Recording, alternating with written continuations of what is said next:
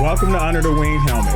I'm Kyle Simmons, and I'm joined by former Michigan and NFL offensive lineman Thomas Guynes, and a host of the ASAP Elite podcast, Rob Penn. What up, though? This week's episode is sponsored by Jabs Gym. Learn the fundamentals of boxing through high-intensity strength and cardio workouts with locations in Metro Detroit, the Eastern Market, Ferndale, and Birmingham. We would also like to thank Juke. You can purchase their gear at jukefootball.com. Last night, the number 1 Wolverines defeated number 4 Alabama 27-20 in overtime at the Rose Bowl in Pasadena. J.J. McCarthy went 17-27 for 221 yards and 3 touchdowns. Blake Corum had 19 carries for 83 yards and a touchdown, and Roman Wilson had 4 catches for 73 yards and a touchdown. The Wolverines' defense stepped up big with 7 sacks, including 5 in the first half, and they kept Alabama quarterback Jalen Milroe in check. The win gives the Wolverines their first win in a college football playoff and a trip to Houston to play for the national title. In my opinion, the Wolverines dominated the Crimson Tide pretty much the whole game, with the exception of special teams play. But we'll start with Thomas. What are your thoughts on the win versus Alabama? Obviously, huge win. You know, we kind of got that monkey off our back, the proverbial monkey, if you will, reference first round of the playoffs. What I love about what took place in the Rose Bowl, the granddaddy of them all, I feel that it was most befitting the Michigan Wolverines to play this game in that bowl game. Leaders and best, champions of the West. Us being able to go back out to the Rose Bowl and come out with a huge W over a highly touted Alabama team, a Nick Saban coached Alabama team, perennial SEC powerhouse. All of the things that were in the making for it to kind of, you know, and I think not only just myself, but there were a lot of other learning individuals that thought that this game was going to be, how would I put it? Not just a hard fought game, but it was going to have to be one of those games where the Wolverines came out hitting on all cylinders in order to pull this one out. Go back to defense. You spoke about the defense. Coach Mentor, the defensive coordinator, came out with a great game plan. I've been saying it time and time again, especially after watching that Georgia game. The key for our defense to be successful against this Bama offensive line, you're going to have to make those big boys move. I believe they had at least 3 offensive linemen that were at least 350. You got a true freshman playing at the left tackle spot. Make them move, make them think, make them see some exotic looks, get them guessing. Where is the blitz coming from? Make their communication muddled. Make the things that are taking place up front unclear. And you saw that starting to pay dividends. Obviously, we had 5 sacks within the first quarter. But I think also, too, based off the play, especially of our nose guard, the center started to get, as we like to say, a little bit shook. When you start to see him short snapping the ball, we had so much movement, slants, and looping and twists that were taking place. B gap blitzers, I don't think they were really comfortable as far as understanding their assignments and then knowing where the pressure was coming from and where to slide the protection to. I believe that caused some frustration between their quarterback, Milroe. There's a couple of times they caught it on camera where Milroe was just kind of like looking at his O-line, like, what the hell? But the other piece to that as well is that we kept him in check from the standpoint, keeping him within the pocket. I thought we did a relatively good job of setting hard edges and keeping him in the pocket, not letting him use his athleticism to escape to the perimeter and get huge yardage. He got some plays in there, but overall, I believe we did a really good job as far as keeping him in check. Offensively, once we got going, I thought our offensive line did a really good job. I was surprised that Bama didn't bring as many run blitzes as they did against Georgia. Based off that Georgia game alone was one of the reasons why I felt like up front we were going to have some issues in this particular game. With how our boys came out and played, we played inspired football, we played smart football, I think we made, 2 penalties in the game. Roman Wilson had a big penalty, but it didn't really affect us because we still had the first down. And we also had a roughing the passer. It was an unnecessary roughness with our fullback that Mhm. basically drove the linebacker to football hell. So that all being said, I'm just, again, ladies and gentlemen, it's football. We played a really disciplined game. You spoke about special teams, and we'll delve into that a little bit later. But overall, the game plan was in check, and especially on the defensive side of the ball. My only um, detractor, if you will, especially defensively, I felt like we got off the gas in the third quarter, and we tried to play a little bit more base instead of continuing what we did in the first half. Was really expecting to see some greater adjustments made by Bama. But overall, I think our coaches did a fantastic job. We came in with a great game plan. And you really saw our boys not just think and not just go out here and play. These kids really believe. Sometimes you'll watch teams play and they'll say all the right things just because they are the right things to say. But based off of our body language, based off of our level of play and the intensity that we played with, you can really tell our kids really did believe that by hook or by crook, we were going to make this happen and come out with this W.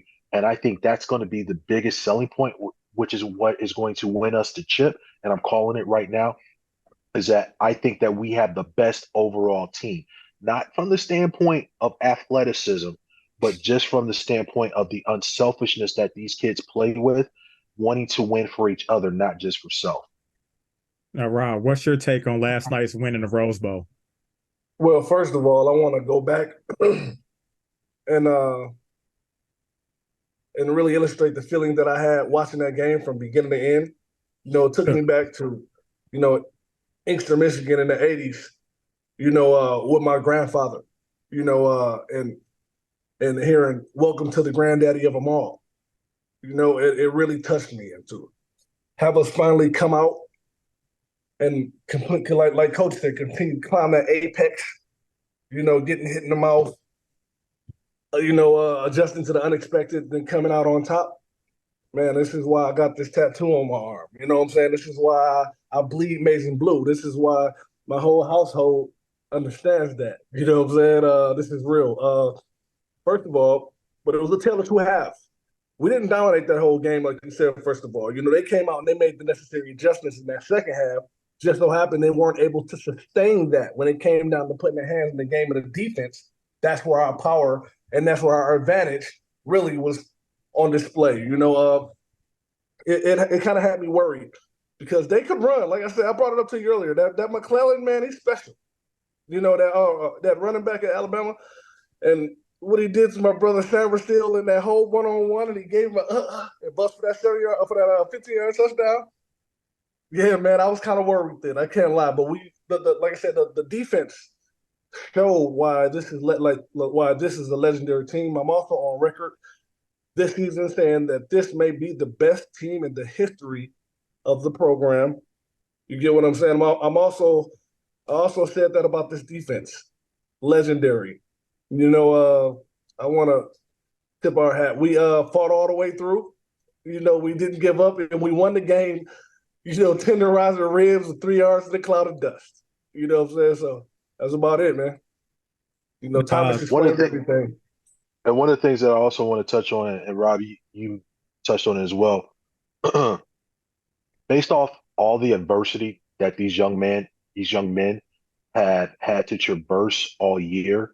Mm-hmm. Um, I believe that the things that we went through from the beginning of the season, not just with the team, but also with the coaching staff as a whole, Yep. has had a galvanizing effect.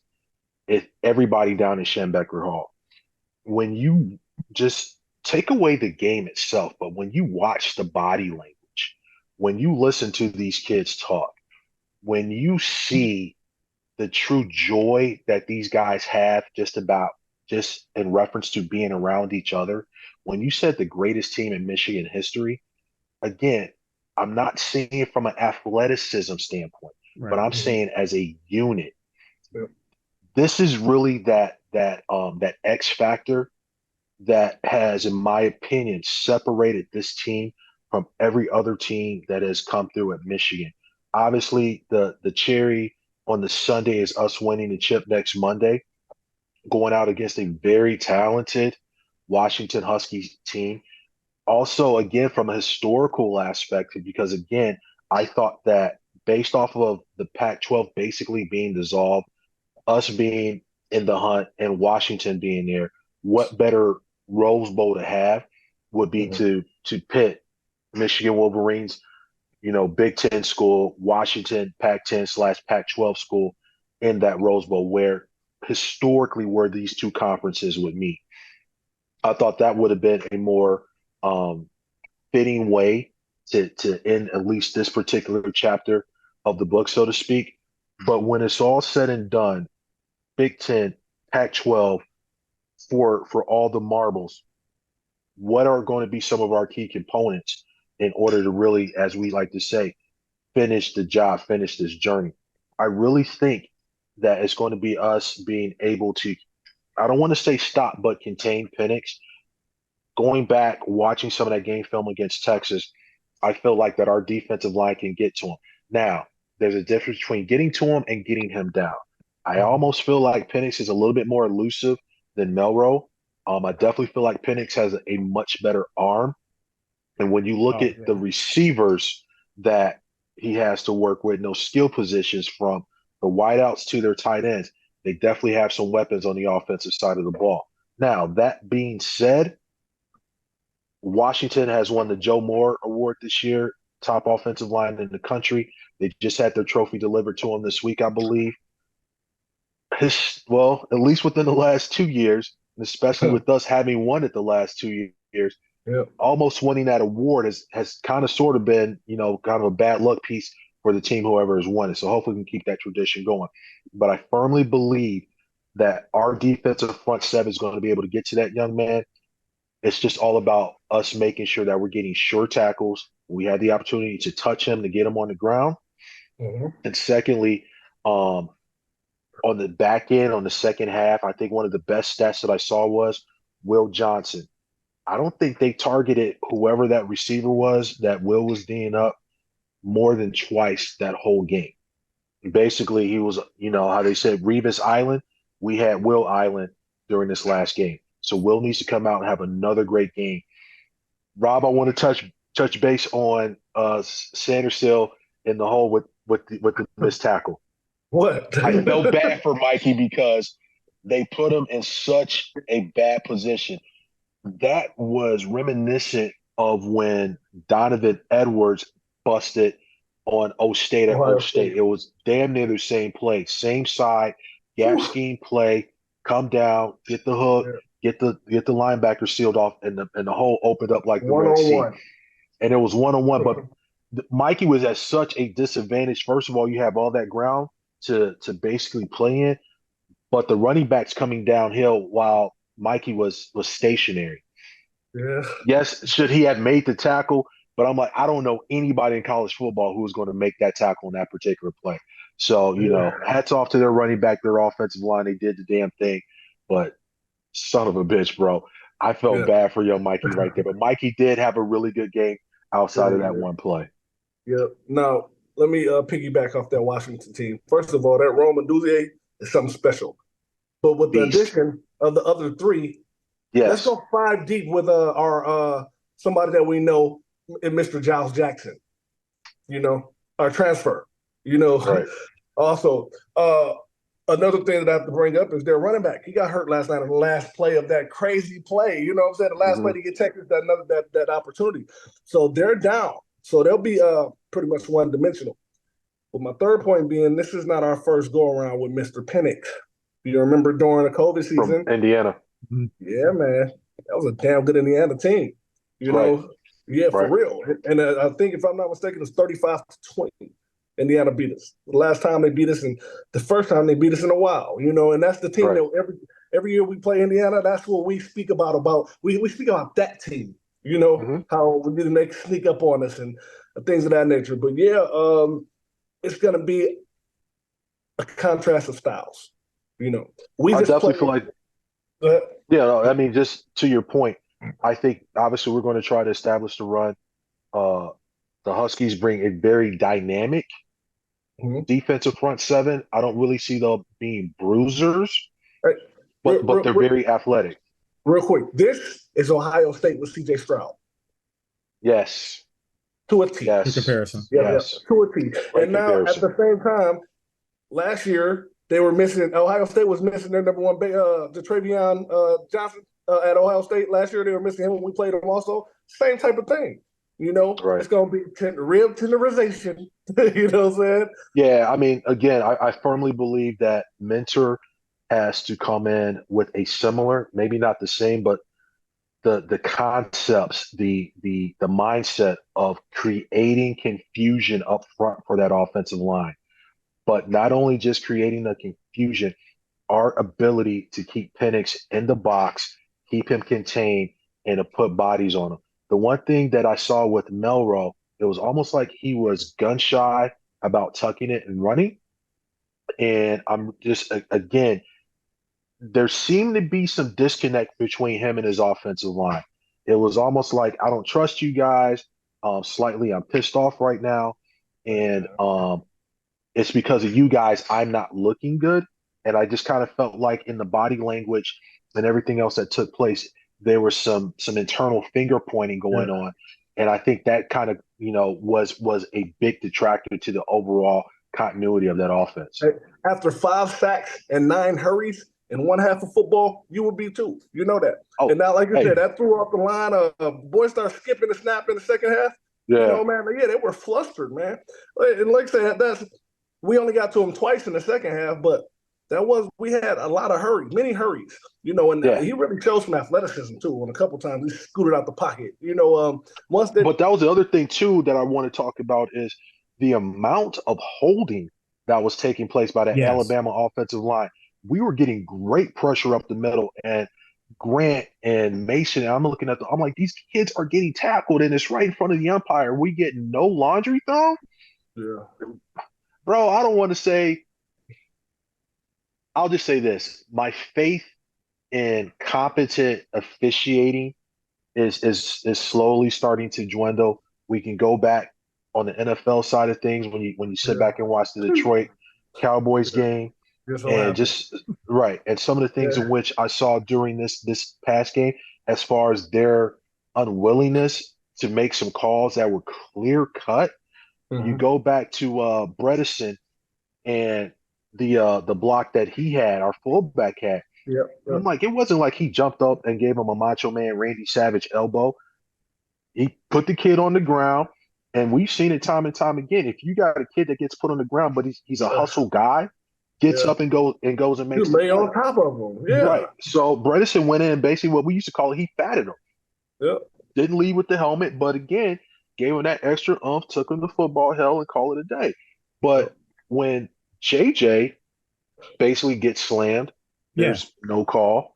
There was several times within the game that I almost just felt like Bama was getting some home cooking by the officiating crew. Luckily, we took it upon ourselves not to leave it up into the hands of the referees. We went out there and balled and made the plays that we needed to make.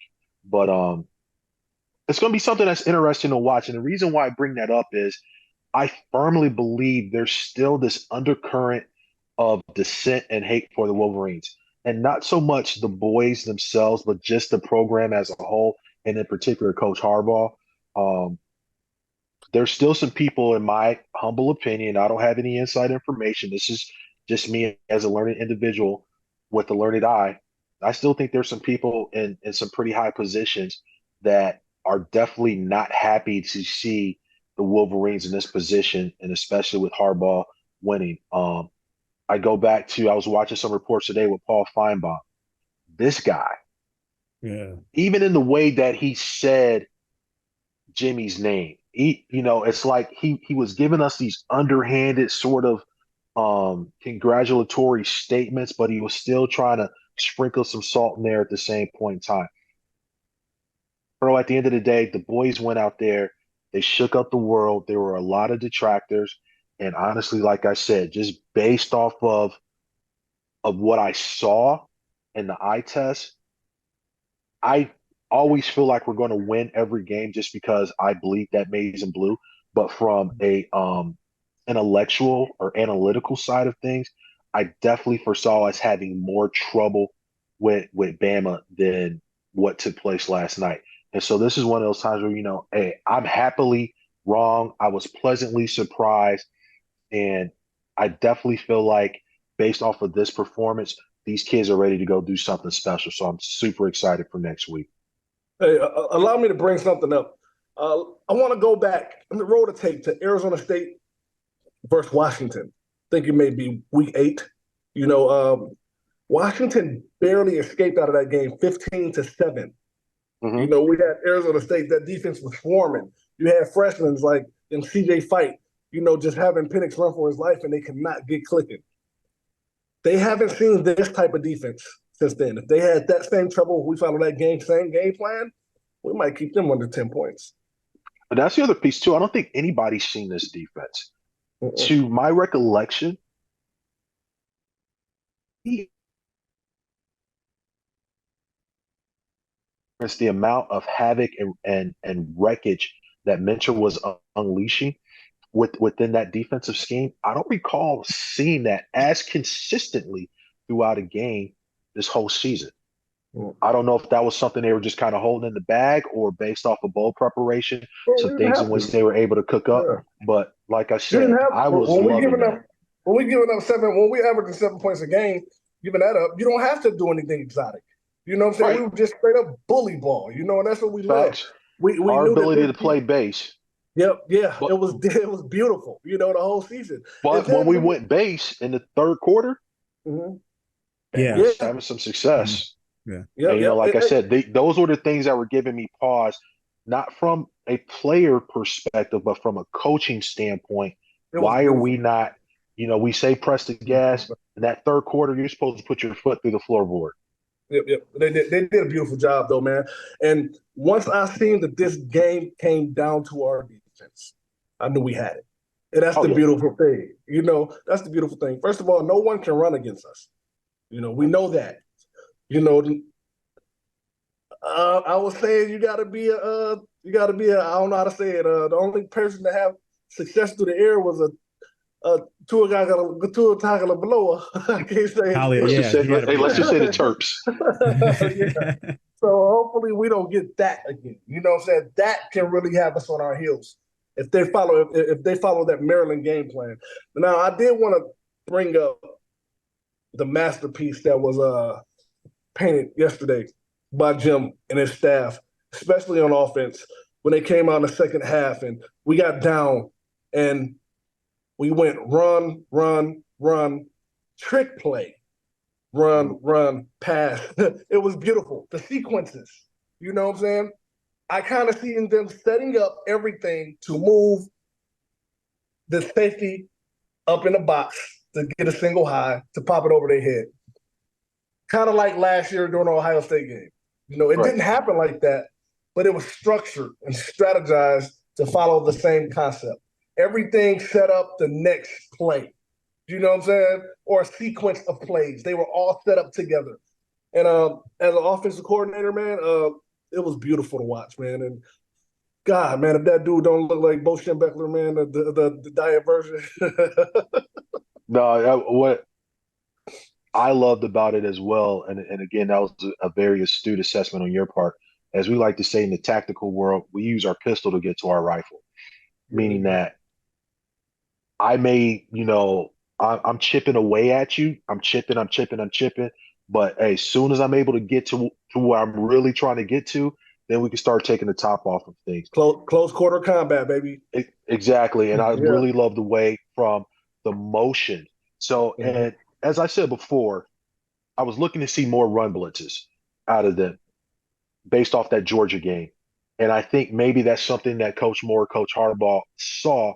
Well, how do we keep them from doing that to us, to not have 8, 9 guys in the box that's going to really try to suffocate our ability to run? We move these guys around, have them seeing things that aren't really there. You spread them out and get that defensive side of the ball thinking as well. And so I think I'm not necessarily a huge fan of the trickeration. Obviously, we saw what happened with the flea flicker. Great play by their linebacker coming through the A gap. Great job by Blake just getting the ball back to JJ, because that could have been a horrendous play right there. Yeah. Going back to the I don't even know what you call it, the back pass back to JJ. JJ Yeah. makes an athletic play, one-handing it with the defender in his face while falling backwards and still basically threw a strike for a Yeah. huge chunk play. So the exotics work on offense, or when they work, everybody gets excited, but it's the cost benefit analysis.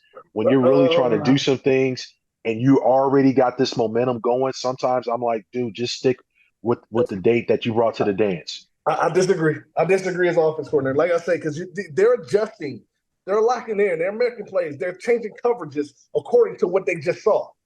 So the whole Right? thing is to get them in run pursuit, right? Yep. Get them to come up, right? Sweep toss right, give them the flow right, right? Because their ears are already pent back, right? They're not on their Okay. heels. This is how you Okay. have to do it, bro. This is chess. They played chess. Him and Saban played chess all the way down to the All ran off night. timeouts and This overtime. this was a chess Yeah. match all night. 100% agree with you. Yep. But you continue to talk about Bo Schembechler and those 3 yards in the cloud of dust. Coach Bo said he went yards in the cloud of dust because nothing good can happen when you put the ball in the air. I'm That's not a saying lie. that That's a I'm not lie. saying that I 100% Okay. Yeah, yeah. agree There was with no that they weren't running methodology. triple options then. Like, come on. Right. This is the But spread derivative. This is the spread derivative. What should I say? Foundation of football here. You know what I'm no, saying? First of all, I'm the same team. But let's just say, for instance, if those were two ugly plays, one of them worked to our benefit. Mhm. All I'm saying is that unless these things are perfectly blocked up, you either A, you get an incomplete pass, B, you get no yardage, C, at worst, you get a turnover. Hey, All I'm saying is this: while you're moving the ball, I'd rather you run a play action pass and throw it to the tight end, running a slant across the middle, than you're sitting over here trying to build some things up to run a trick play. so this That's is the all I'm difference. saying, because This is the difference. you had too many moving pieces in the Yeah. backfield, bro. This is why this may not work this week, but it will work next week. Because last week, that was a legendary Alabama Saban defense. That linebacker that read that flea flicker, that's a first Mm-hmm. rounder. You know what I'm saying? Yep. That's a first rounder, probably a 10-year pro in the league right there. The dude read it, reacted, blitzed it, blew it up completely. Washington doesn't have that. They're gonna be susceptible to those. I guarantee it. And then we won't have trouble blocking that front line. Also, they're on record having the 114th ranked passing defense. Well, based off of what I saw in last night's game, um, I'm hoping, and the reason why I say that I'm hoping, if we line up base and drop back and pass, their two defensive ends wreak havoc. They're athletic guys, they're motor guys. Um, can our tackles stand up to it? Yes, I have confidence in that. But with that all being said, too, I was going back and watching some of the plays that our offensive line, and like I said, I'm nitpicking right now, right? Because we had in my opinion, a masterful performance. Mhm. I'm nitpicking, and I 100% admit that up front in full transparency. With the speed rush, I still feel like our tackles, especially our left tackle, is susceptible to the up and under. And if we're not keeping that back end to help, or that back has to pick up somebody else because you're sending that blitzing backer, yes, we are fortunate enough to have a quarterback like JJ who is athletic enough to evade and still get the ball downfield. And that's one of the great things I love about JJ, actually, with both of these quarterbacks, their ability to be on the move, yet still looking downfield, directing traffic, and delivering strikes. Now, that being said, I feel like Penix may have the advantage in that area and his ability to be on the run and throw darts. JJ is still showing me some inconsistencies when he does that. But he came in that way. all day, Yeah, we've been all talking about day. that forever. Yeah, yeah, But yeah. he has gotten better. Yeah, I mean, hell, you know. He has gotten better. But yeah, Yeah, that's kind of one of the things in which I'm going to be looking for. But again, I feel like we are definitely well matched going with the Huskies right now, and just based off of our mindset from what I'm seeing and just talking to some people down at the building and other assistant coaches, like these guys are frothing at the mouth, chomping at the bit, ready to get after it because I really feel like they believe that they are a team of destiny right now. And the only way to really prove that, they got to go ahead and finish the mission. By hook or by crook, you got to come out with a W on Monday. and how fitting is it that we get the Washington Huskies? Everybody's familiar with each other. These ain't no Right, new. This ain't no TCU. You know what I'm saying? right. Or Georgia. No, we know each other. You know what I'm saying? And that's the beautiful thing about it, man. It carries on tradition, and it's an all Big Ten championship game. Basically, because, with the Pac-12, especially those four schools now coming over to the Big Yep, Ten, yep. definitely All Big Ten. setting the tone for next year. Yep. And also, I think this is going to have huge recruiting ramifications. Now, before we get out of here, I do want to talk about the situation going on with Coach Harbaugh. I mean, obviously, for several years now, about this time, we always hear about him going to the NFL, but this year seems to be a little different. So far, he has not signed an extension yet with the Wolverines. And last week, he hired agent Don Yee, who has deep ties to the NFL. So, Thomas, do you think he's going to come back this year or next year, I should say, especially if we win the Natty? What do you think? I mean, like I said, Jimmy's a lightning rod, and right, wrong, or indifferent, if Jimmy decides to leave based off the job that Coach Sharon Moore has done, I feel like the program is in good hands. As I alluded to earlier, definitely a historic moment for the historic program of Michigan football. Having our first black head coach is going to be huge. If Jimmy decides to leave and maybe head back out west, if not the Chicago Bears, obviously he has West Coast ties. Um, you know, we have to understand the business side of the game, right? I don't know if there's ever really enough money to make a person stay in one particular spot when you already have made all the money, so to speak. So then it comes to I've conquered this. I've won the national championship. I've gotten my alma mater back in some sort of national conversation. What is my other goal professionally? I got to the Super Bowl, lost the Super Bowl. Do I have another, couple of 2, 3 years in me to, maybe try to recreate that and knock that off the bucket list? I don't know.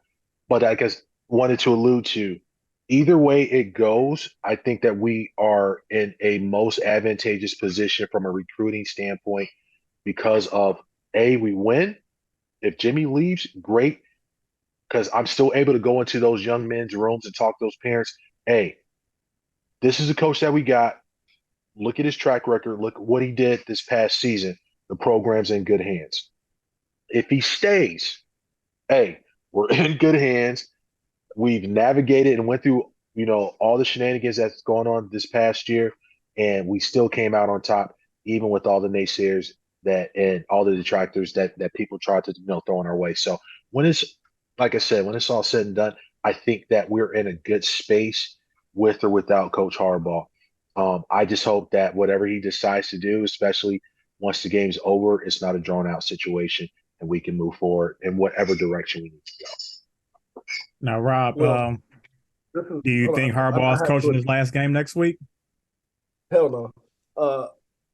Look, unlike the NFL, college football is based on tradition. And these coaches live on forever in college football. We're still talking about Bear Bryant. Even with Saban, into that conversation now, moving into the next 100 years. We're still talking about Bo. We're still talking about Woody Hayes. They'll be talking about Dabo. They'll be also talking about Jim Harbaugh. You know what I'm saying? He's here. Like I mentioned earlier, he's Schembeckler light, diet. You know what I'm saying? He'll be here till he retires. You know what I'm saying? I'm looking forward to it. We have a long life ahead of us of Michigan football at its finest. You know what I'm saying? So I'm looking forward to that. This is now the house that Jim built. You know, you don't want to go and get forgotten about in Chicago or go to San Francisco and people start kneeling and shit. You know what I'm saying? And there you go. You know, you forgot about what everything you did in San Francisco. You know what I'm saying? That's one thing about it. This is the not for long league, as they call it. You know, but here in Michigan, he'll be remembered forever. He was already in Michigan infamy as a quarterback. Now the coach, you know what I'm saying? No, he'll be here. Well, For years to come. I'll end it with this. Only time will tell. We got about a week and a half to go, and everybody will know how it plays out from there. But like I said, I think we're in good hands. He will outlast our show. We got a show for the next 10 years. But the one thing that he has done, and which I really feel like was one of his main goals, was getting out from under Coach Schanbeckler's shadow. And I think he's definitely started to pave his own path in his own lineage, so to speak, as far as Michigan football goes. So hats off to Coach Harbaugh. As the song says, he did it his way. And who has it better than us? Nobody. And that's all for this week's episode of Under the Wings Helmet. Thank you to our sponsors, Jabs Gym and Juke. Also, be sure to check out Under the Wings Helmet merchandise at asaplelite.com. Be sure to listen to us on Spotify, iHeartRadio, and the Believe Podcast Network. You can also watch us on asaplelite.com, the ASAP Elite YouTube channel, and the Believe YouTube channel. For Thomas Guynes and Rob Penn, I'm Kyle Simmons. Go Blue. Hell yeah. Go Blue. Sure.